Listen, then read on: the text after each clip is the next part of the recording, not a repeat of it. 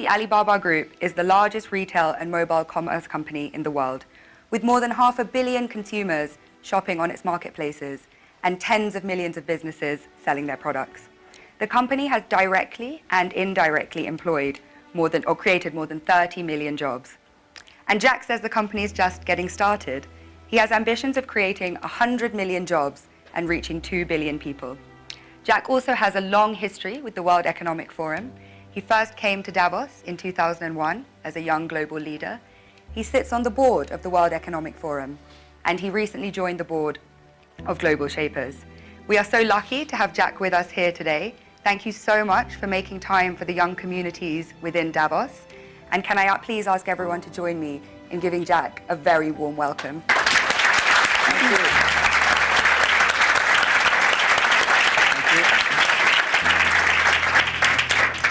We have global shapers, young global leaders and technology pioneers in the room who are all really looking forward to asking some questions. So I'll just kick off with a few first. Please.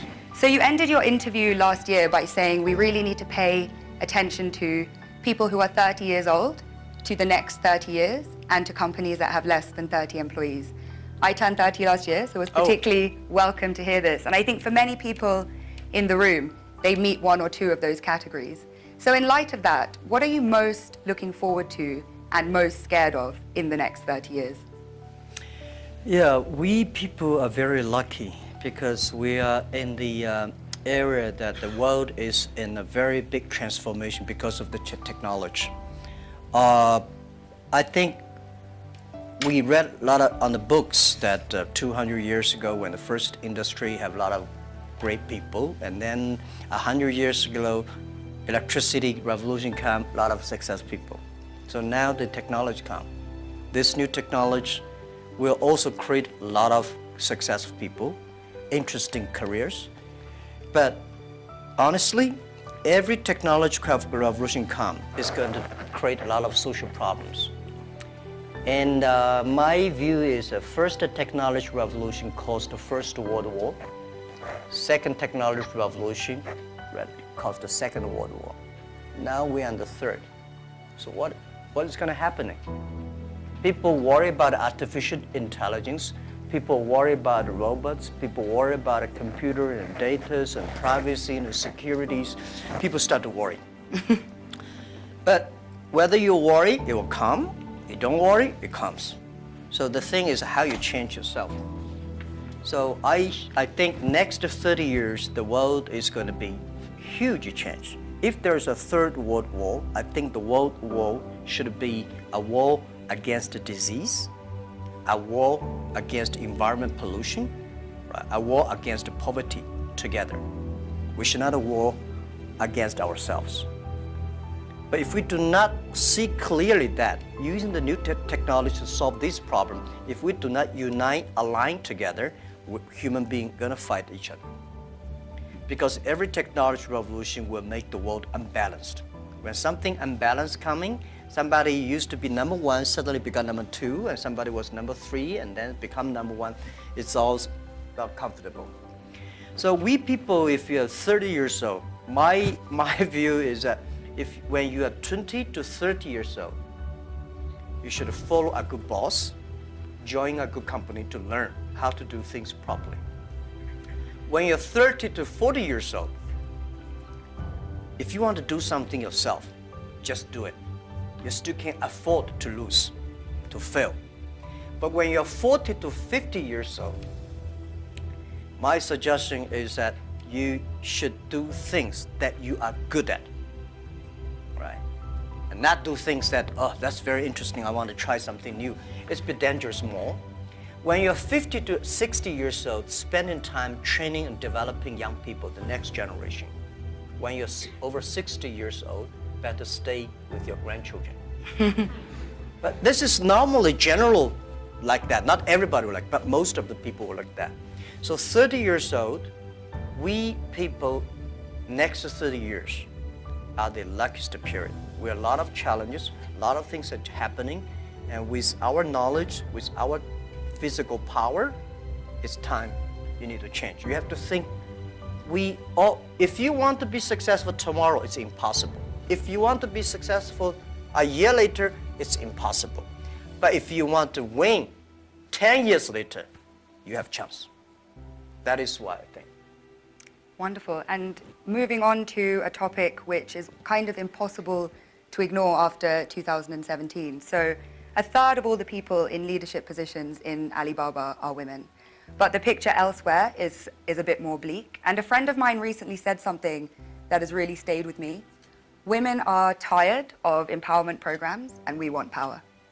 In 2016, venture capitalists invested $58.2 billion in male-founded companies, while women received just $1.46 billion.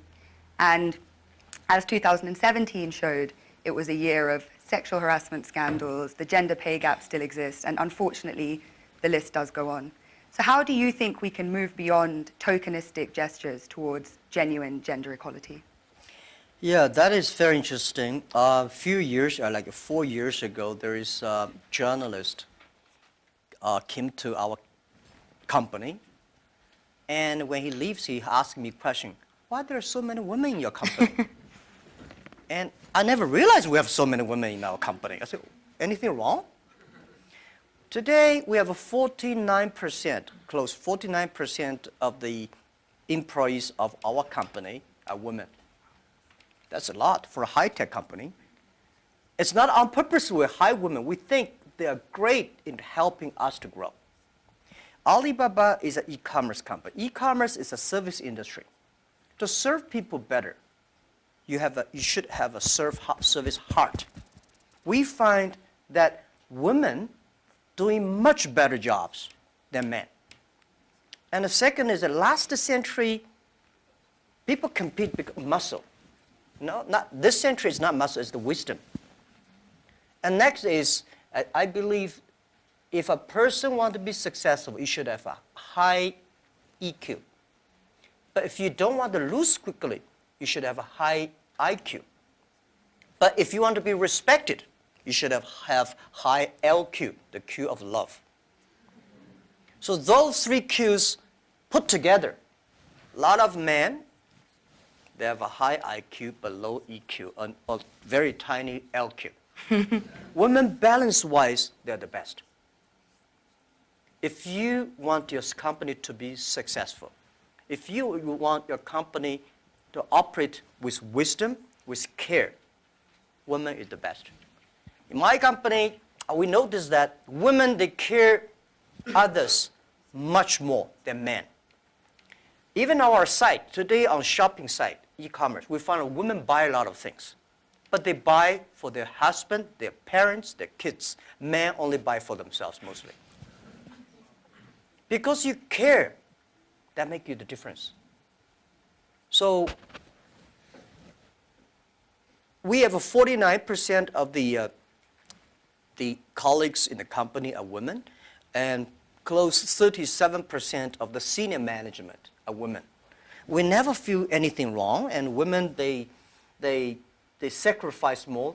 When they love it, they believe it, they continue to do it. So I think one of the secret sauce for Alibaba to be successful was successful in the past 18 years because we have so many women colleagues. And the other thing is that we feel so proud.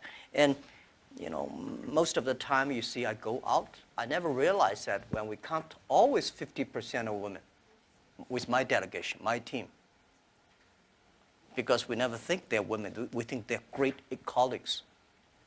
So if you try to say, now we got too many men, so we have to put some women inside, that's a disaster for both sides. So what would your advice be to companies that operate a little bit more on that quota-based system but seem to be not making progress or not having such kind of representation? When you have a quota base you must have a lot of women. You will never reach that. I think if a company full of men, trust me, this company cannot be sustainable, cannot keep on growing. Because just like a steel, if you don't put wood inside, this steel is too tough, it's easy to break. So when you have a woman and man in the same company, when something happens, the women are for example, one of the values for our company is that the number one value is customer number one. employee number 2, shareholder number 3. This is everywhere I go. Wall Street did not like my point, but this is what I said, you know. If you like us, invest in us. If you don't like us, please sell our stocks. Don't buy us. We believe customer number 1, employee number 2, shareholder number 3. But when we start to compete, men suddenly get very angry, and you know they start. And women always come and say, no competition. Let's think about customer number 1. Most of the women, they believe in the first day dream or first day love. Most of the men, easy to forget. I'm sorry, it's not I say bad about men. This is statistic. This is statistic. This is why our company work the balance. And it's naturally happening. It's not like so a lot of people have a tendency, man is better in doing things. But we think that even if man is better, we still have to hire the woman inside. And then the women have enough women will hire people more. So this is how we did it. So I don't know how many high-tech companies in the world like us, 49% colleagues are women. We feel proud for that. As you should be, and I think it's a very strong message to send out to, like I say, other companies that have a range of reasons for why that's not the case. But clearly, you've been able to build the most successful one with that being so. So you just came off stage after giving a talk about digital e-commerce and what needs to happen for small businesses and entrepreneurs to benefit from globalization. At a time when globalization once again is being questioned, is it really delivering for the most vulnerable? Is it delivering for people in the global south, etc.? So what is your message to people in this room kind of about globalization, really? I think globalization cannot be stopped. Nobody can stop globalization. Nobody can stop trade. And I believe if trade stops, war starts. Trade is the way to solve to dissolve the war, not to cause the wars. I think globalization did a fantastic job in the past 30 years. Enriched a lot of countries, but of course caused a lot of problems, right? Young people did not have opportunities. Small business have not opportunities. Developing countries were neglected. But it's only 30 years. It's a baby. It's a growth. You have to improve it. If you do not improve it, then you kill it. It's easy. Most of the time, to kill something is much easier. So my beliefs, it's our generation's job. Today, we have a better technology. We have a better knowledge about globalization. And it's our generation's responsibility or opportunity to improve it. Tell me, how can you stop globalization? Now, artificial intelligence come, robots come. My grandfather worked 16 hours a day, and he said he was very busy. We work 8 hours a day. We said we are very busy. Our children may only work 3 hours or 4 hours a day for 3 days a week. I bet they will say, oh, we're very busy. Then when you work only 3 hours a day and 4 days a week, what are you going to do?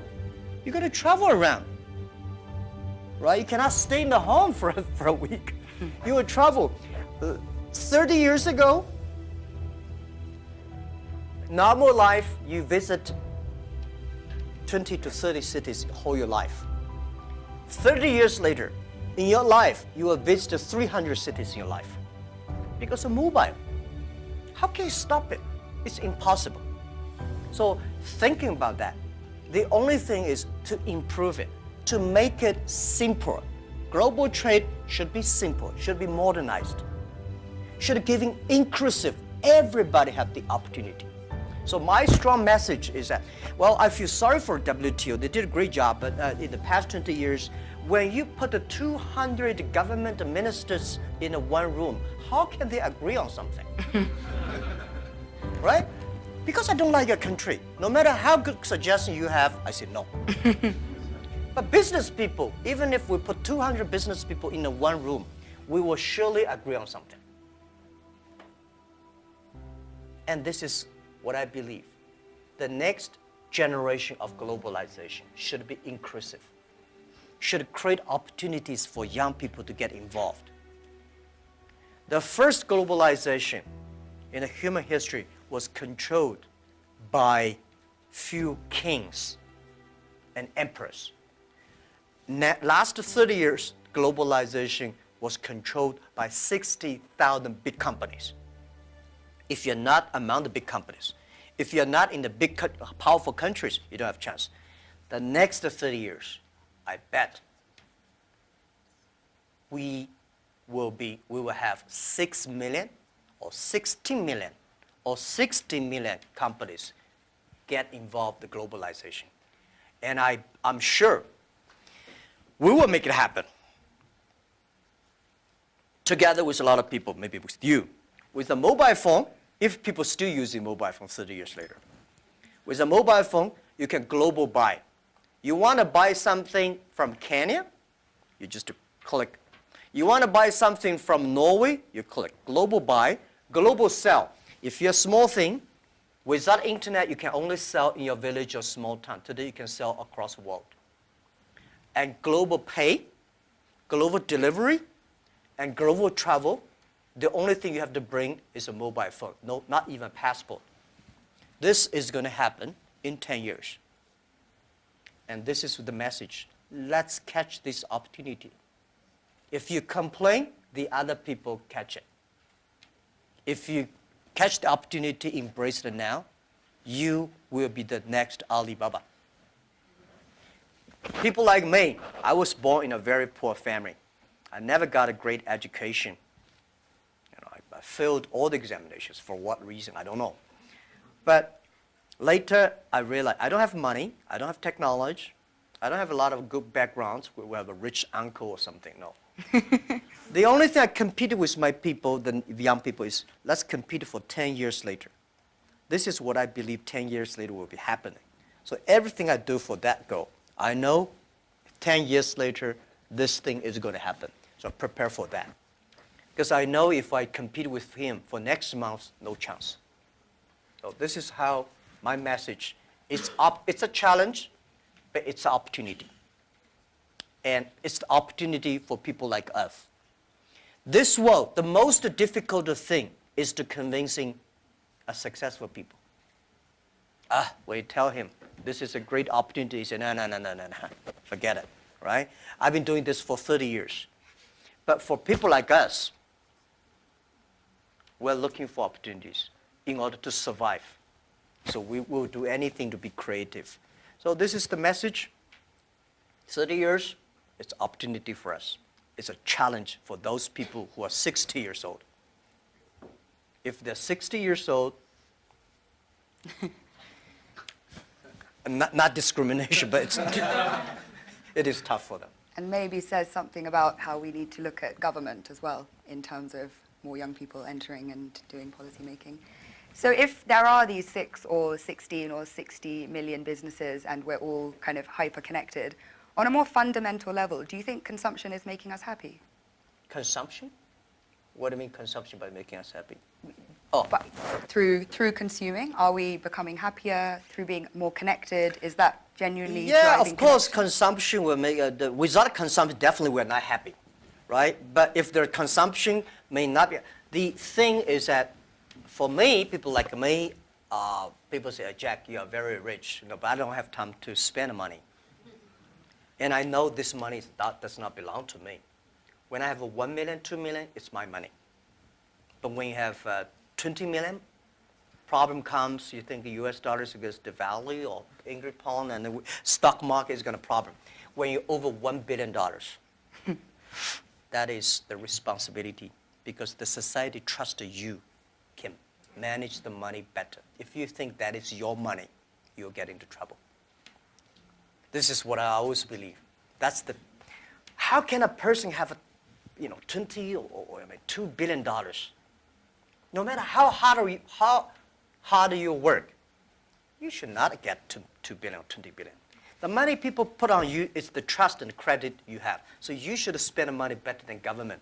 You should spend money better than the other people. Spend money on the right places. So consumptions, yes. And I can service industry. Let me tell you one thing. The AI robots is going to kill a lot of jobs. Because in the future, machine. But there will be, we have to create modern service industry. Service industry is going to have. Service is got a lot about consumptions.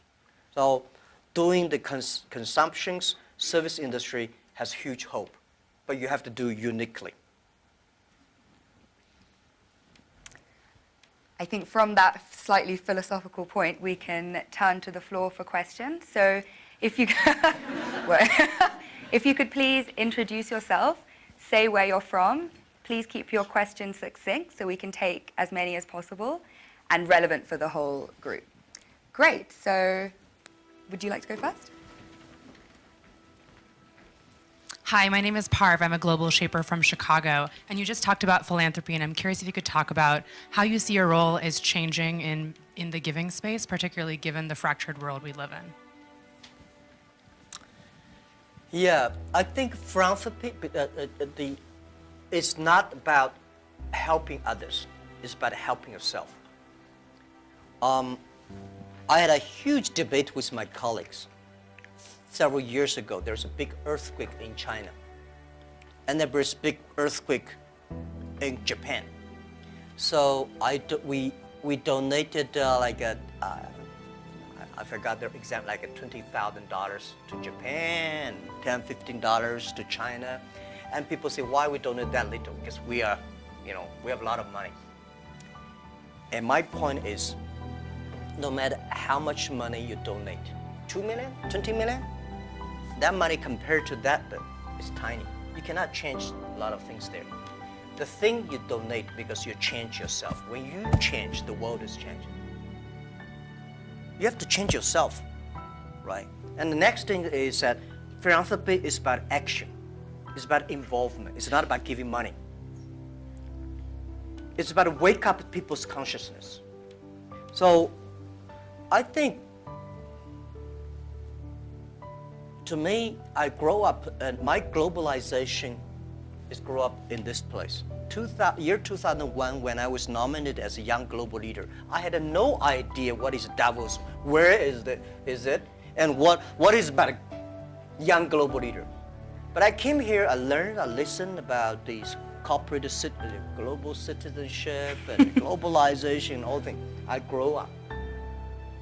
I understand. This is, to me, it's like a philanthropy. This has changed to me because I told Schwab that every time I come to Davos, I want to spend time with young people. Because I benefit from young global leader early days. When I listen to Bill Gates and Bill Clinton and George Soros, these guys, at that time we don't have that many people. Very poor facilities. Well, very cold. I work like 30 minutes driving in a bus coming here and watching. But now I think still have. But this is good. This is the tuition we pay for a grown up. And now, to me, I think spending time with you benefit me, and also I want to tell you my true experience. It's a philanthropy. It does not necessarily mean money. So, by charity, you cannot change the world. But if you have a philanthropy heart, you can do a lot of things. So I find this one, unfortunately, a lot of people have a business heart here, making money, but do things like a philanthropy. What we should do is should be a philanthropy heart, but have a business skill. I hate a lot of people do the opposite. They want to make money, but they talk like a philanthropy. And they do like a philanthropy, waste a lot of money. So this is what I mean, and it's, if you want your team to continue to work with you all your life, you have to plant the seed of care the world, care others. The first day they join, I don't like a lot of companies make a lot of money because making pollutions, counterfeit products. By end of the year, donate some money. This is no good. Business, the philanthropy idea should should be buried into the business model. That's, yeah. Philanthropy of heart, I think, Yeah. a message that young people can take forward. Please. Hi, my name is Iman. I'm a global shaper from the Jeddah Hub in Saudi Arabia. My question is, as a young boy, did you envision that your life would be like this? Did you have intuition about this? And if so, do you think the belief helped in achieving such great success? As a young boy, I never thought, as a young boy, even today, I never thought I would be here. Honestly, I never thought. But as a young boy, when I look back, every problems I met when I was a kid benefited me. I failed so many times. People probably know that I'm applying jobs for so many jobs, over 30 jobs, all rejected, not even got a chance. 24 of us were interviewed for a KFC job. 23 accepted. I was the only guy rejected. 6 people went for looking for a police job. 5 accepted. I was the only one. My cousin and I applied job as a server in a 4-star hotel in my city. We waited a long queue for 2 hours. He was accepted. I was rejected. So my mother looked at me, but I know this is a training course for me. Before my 30 years old, I'm a failure. People lose, but I never give up. I think there is an opportunity there. And then I was a teacher later. I graduated from university. I was a teacher in the university for 6 years. Number 5 year, I was elected the best teacher of my university, elected by students. So I said, everything I taught my students are the things I learned from books. What if I go out, spend 10 years, experience all the things, whether fail or succeed, I go back to teach again. That was my original thinking doing Alibaba. So I never thought I could be rich. I never thought I would be successful. I never thought we could survive for 18 years. And then we made it. The only thing that today we should do is share the experience and know-how, especially share the mistakes, suffers with others. My thinking is that, you guys remember, if you want to be successful, learn from the other people's mistakes. Don't learn from the successful stories. Successful stories they make, don't listen to that. There are a lot of reasons behind it. Just like, I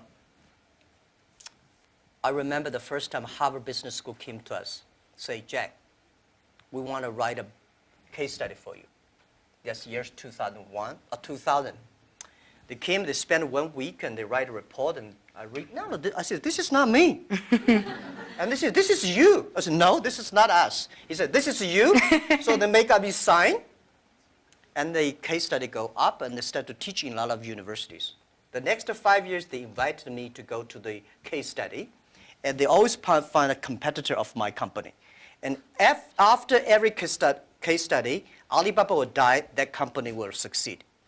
All the students agree. And actually, every 5 years, all the competitors die, we still survive. So how can you study this kind of a successful story? Learn from the mistakes, the other people. No matter how smart you are, you will encounter these mistakes. You learn from mistakes not because you will be able to avoid mistakes. You will able to, when these mistakes come, this suffer comes, you know how to deal with it, how to face it. The book I want to write, if I can, is Alibaba 1001 Mistakes. This is the most treasurable things that in my life. In my life, it's not how much we achieved. It's how much we gone through the tough days and mistakes. And this is what, if you start to think now, it'll be good. So if you ask me when I was a boy, I never thought about that. Never. Let's go to the back of the room.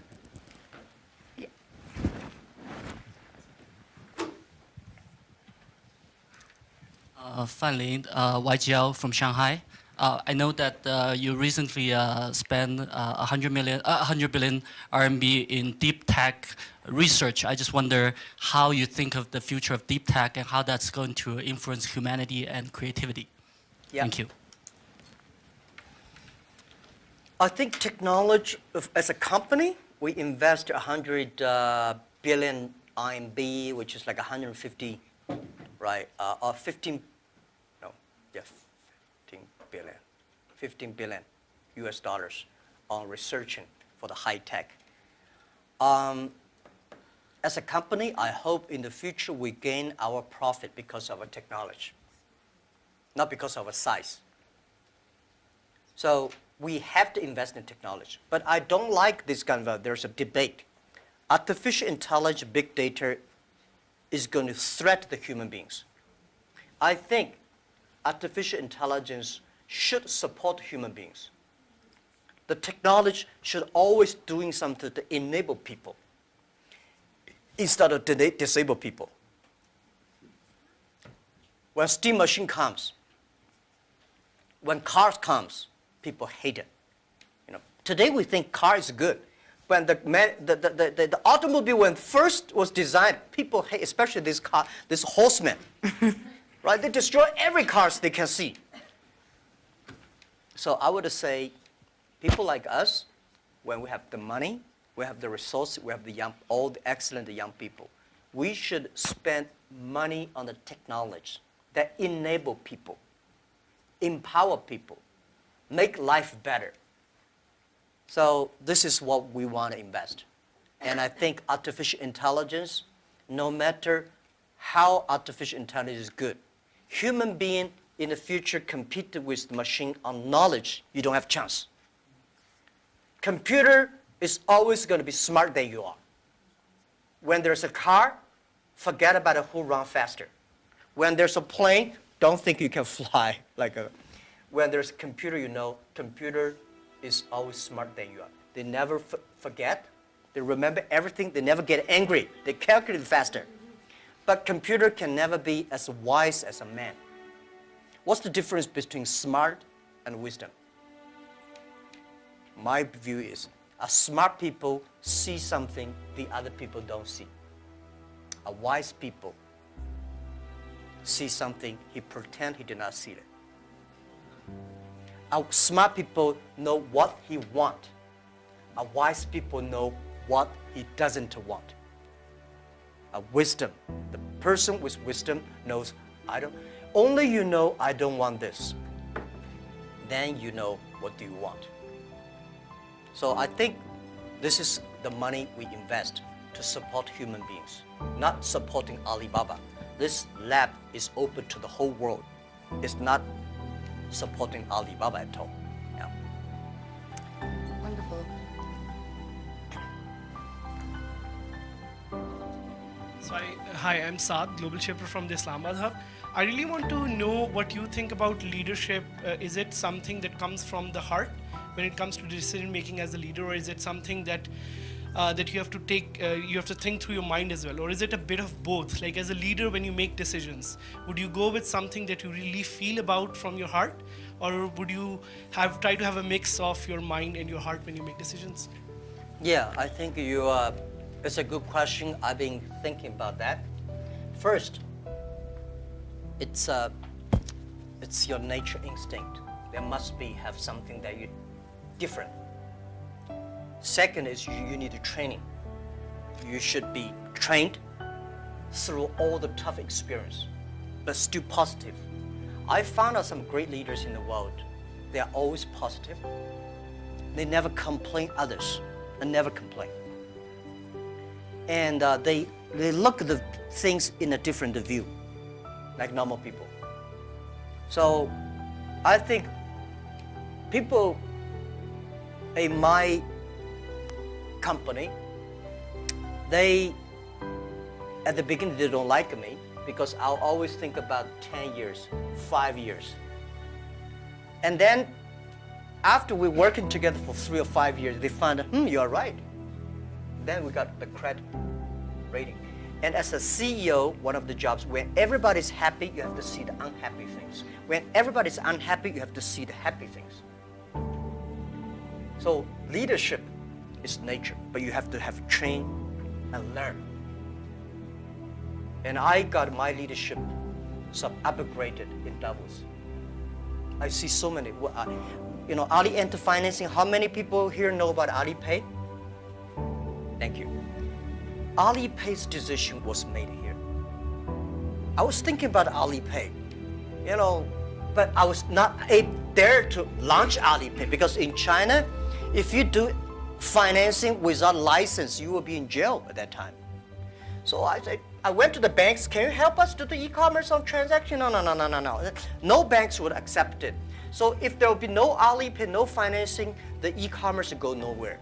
So year 2004, I was here. Listen to a speech by two state leaders about leadership. And this guy said, leadership is about responsibility. You believe it, but the people don't believe it. But if you think it's so critical, you should pay any price to do it. So that day changed my mind, and I called back to my team and say, let's launch it within 1 month.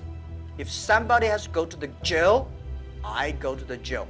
Who will be the second one follow me? If I go, you continue, and you go to the jail, you go continue. That was called the leadership determination.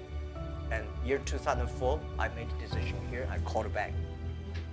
And now today the Alipay launched, and it's so big, over 800 million people today using Alipay globally. This is called,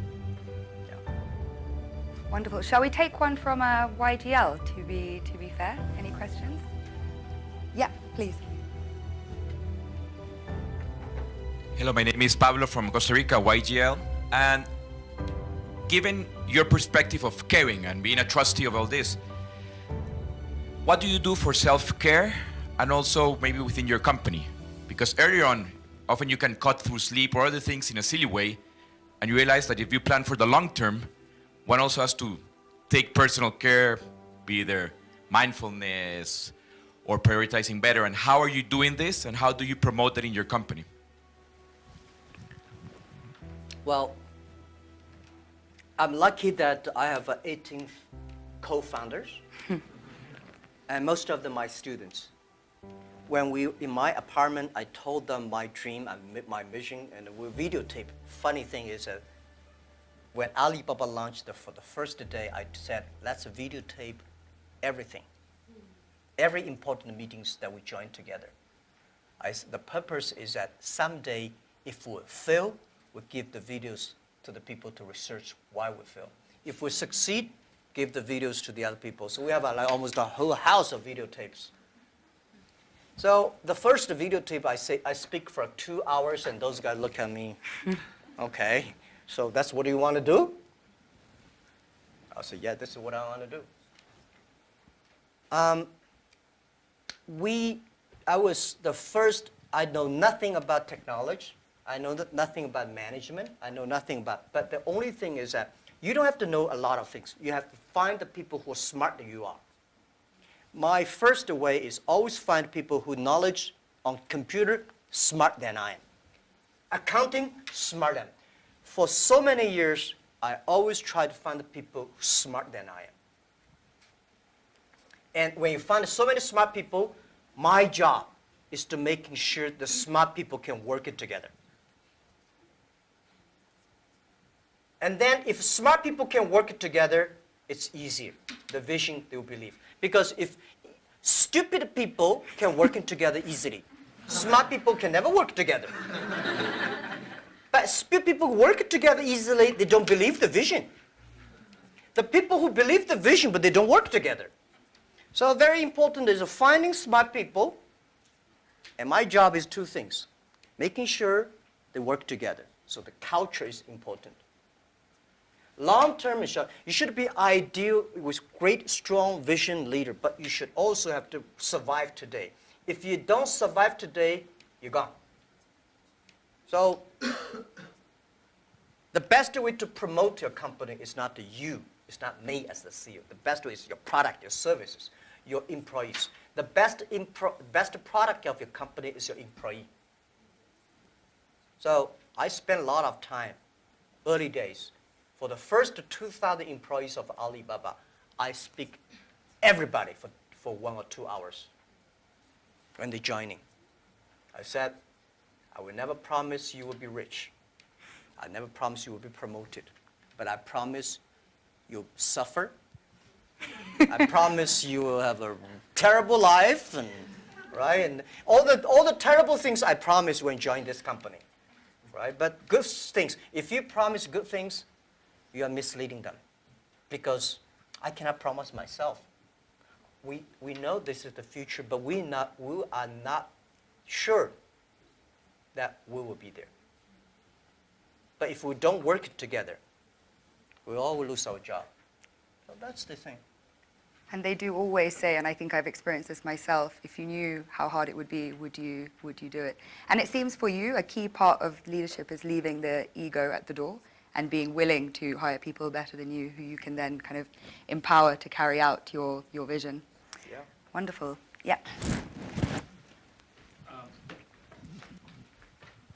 Hi, I'm Iman from Global Shaper Jakarta Hub. How does your experience of being a teacher influence how you run the business today? And do you have any message for those who are working in education space? Thank you. How How does your experience of being a teacher in early days Oh. influence how you run the business today? Yeah. Let me tell you one thing. I never thought I could be a CEO. I never thought later I'd become a good CEO. One of the things I learned is from teachers. As a teacher, very important character of a teacher is the teacher always expects his students better. I want this student to become a banker, that student to become a mayor, that guy is a scientist. This is all teachers want. If you don't have this kind of thinking, it's a terrible teacher. A good teacher always wants the other people better. You don't want this teacher in jail, that teacher is a bankrupt, that teacher is, you know. So as a CEO, I trained myself is I always want those people join the company do better than they thought. And everything the company should do is making sure the good environment to training him to be more positive. And everything we do, this is a teacher. And teacher does not mean I know better than you are. Everything I know better than you are because I learn from others. So a teacher should learn all the time. A teacher should share all the time. A teacher should always expect the other people better than you are. And by the way, education, it's a big challenge now. If we do not change the way we teach, 30 years later we'll be in trouble. Because the way we teach, the thing we teach our kids are the things the past 200 years is knowledge-based. And we cannot teach our kids to compete with machine who is smarter. We have to teach something unique. That is, machine can never catch up with us.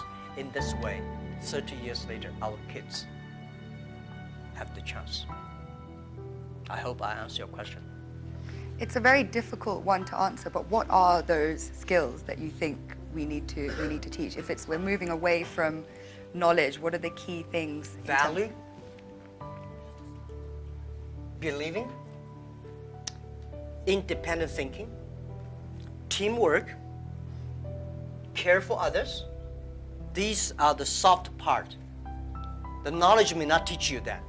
Folks, that's why I think we should teach our kids sports, the music, the painting, art. To making sure humans should be different from everything we teach should be different from machine. If the machine can do better, you have to think about it.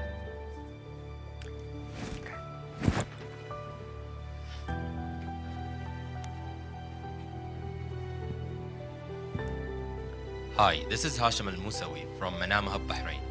Talking about education and the Fourth Industrial Revolution, we have been talking about people losing their jobs or they are not qualified enough with the skills needed. what are you doing for the people within your company to get up to date, to get continuous learning, to know what's the technologies needed for the future? Thank you. Okay, luckily I don't have to do a lot of these kind of things in my company because we are fighting every day for the future. We know if we do not work hard, Facebook, Google, and Amazon, all these going to do better, right? So this is why we are globalized. It's a competition globalized, but we know that it's not about technology competition. All the people today, not like 18 founders, we only have 2.5 people are engineers. Today we have more than 25,000 engineers. They are all smart people. They do much better job than the 18 years ago. But the only thing I want to making sure that these people have a philanthropy heart. Because the data we have, the technology we have, if they do not have a great heart inside, we are going to make disaster for the world. Google, Facebook, Amazon, Alibaba, these companies, we are the luckiest company of this century. And we have the luck, if we're lucky, we have the responsibility that we should have a good heart to do something good. But on the other thing I want to say is about that making sure that everything you do is for the future. For example, you know about Singles Day? Singles Day, shopping day, November 11th is the day we created. Last year, that day we sold 25 billion US dollars for one day. And for the first minute, over 70 to 80 million people rush inside to shop on the mobile phone. So you have to making sure the system is good enough. We have to finish 270,000 transactions per second. Can you imagine that? 270,000 transactions per second. If we do not have that kind of computing capability, the whole system will crash because we have several hundred million people waiting to pay the money. So this technology, we know why we do this for one day, because we want to test the technology. This technology should be inclusive, because we know today in China, we create probably like 100 million package delivery. We believe a day. 5 years later, the whole world would deliver 1 billion packages per day. Think about what's the technology. Are we ready for that? So the Singles Day is to testing this technology and to be inclusive. So making sure the market drive them, not the boss drive them.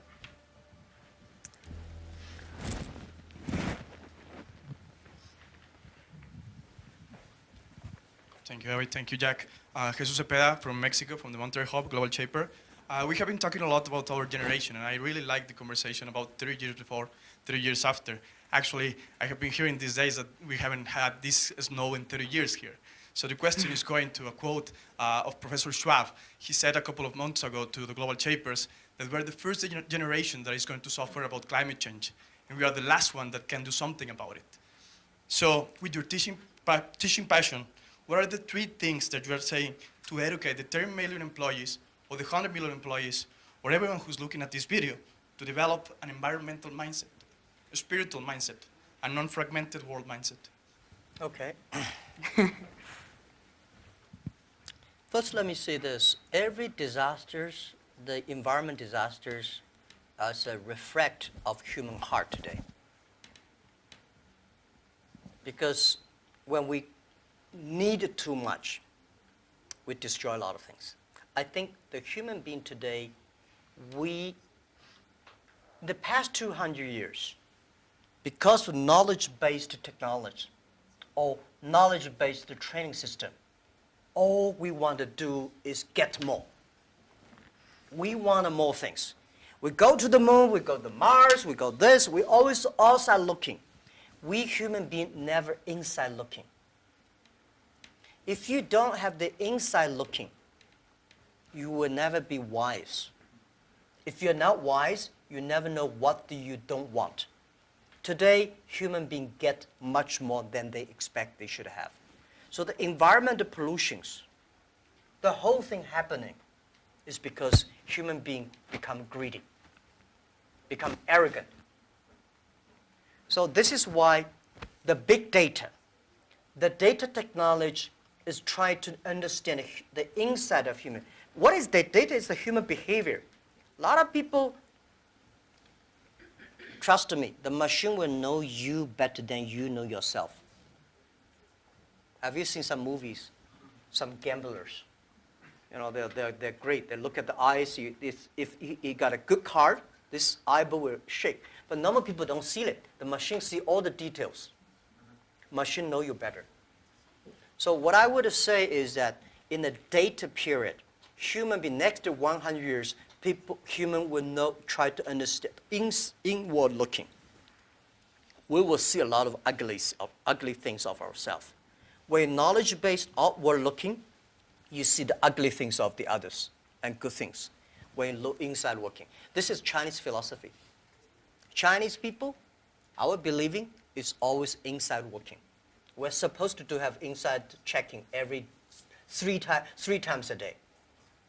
But not really. If you can really do that, you can do that. Then you'll be good. So for environment, you're right. If we do not make action, take action, all the money you make will spend in the hospital, medicine. Our kids will be in big trouble. So let's fix it. And first fix our heart, fix our know-how, and fix our belief. When you have a belief, when you have a religion, when you have a value, it's better. So I think this is what I concerned me. This is what I think the young people should always have, the value, the mission. If you have something you believe in your heart, then it will be different. This is what next 30 years education will focus on. We have time for one last brief question. Karuna?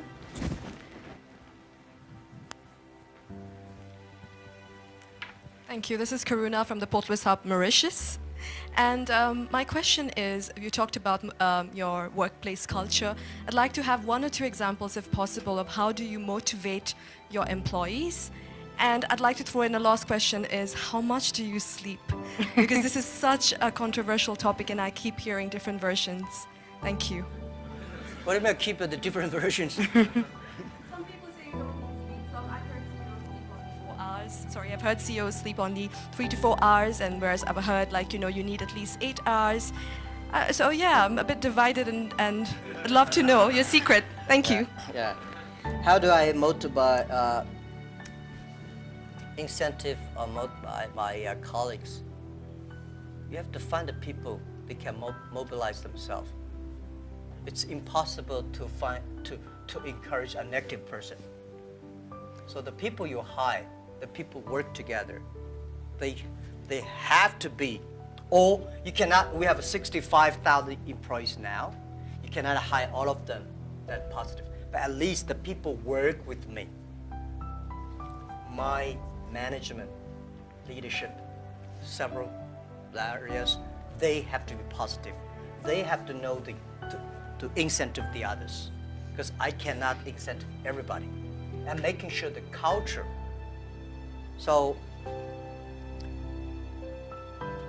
I think it would be very painful for me to talk to my vice president, and he need to be incentivized and mobilized every time, right? This won't work. If he does not know how to incentivize or mobilize his people, it's better. I don't think he will be the vice president. He should be a good engineer, good designer, but not a good leader. A good leader should know how, but not by only money.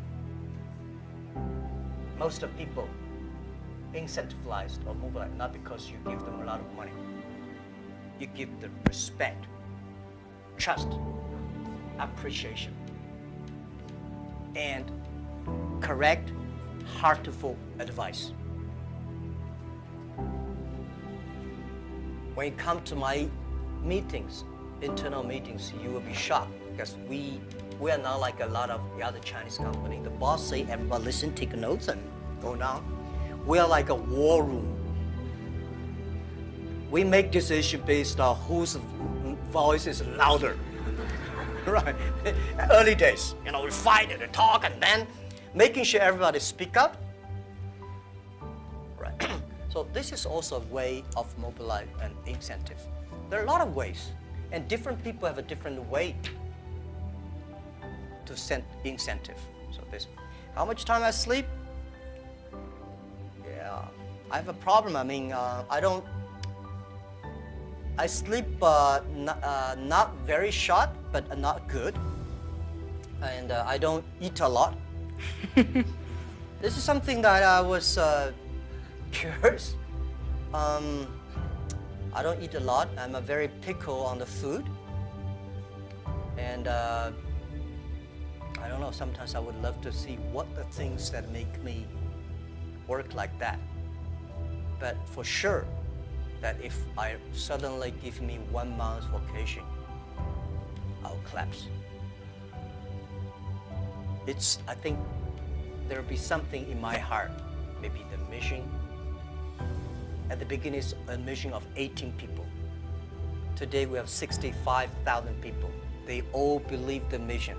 So if I give up, I can give up my position, but I should not give up the mission. If I give up, everybody say, hey, no. So, and then especially today, Alibaba at this size, people continue to say, for this size, the growth rate will be tiny or down. So what's the 10, 20 years Alibaba will look like? If you want to still be greater or triple our size, what the direction? How to do it? So I spend a lot of time thinking. And I love to think. Good thing is I have a good team now. I think, I do the talk, they do the work. Yes. On that note, I'm sorry we didn't have a chance to take everyone's questions. We'll just have to make this an annual convening from now on. And I hope you can all join me in thanking Jack for his strong message of youth, inclusivity, particularly in the context of trade, and how we should all take time to look inside ourselves, cultivate our wiseness, because that's how we'll differentiate ourselves from machines. Thank you so much. Thank you.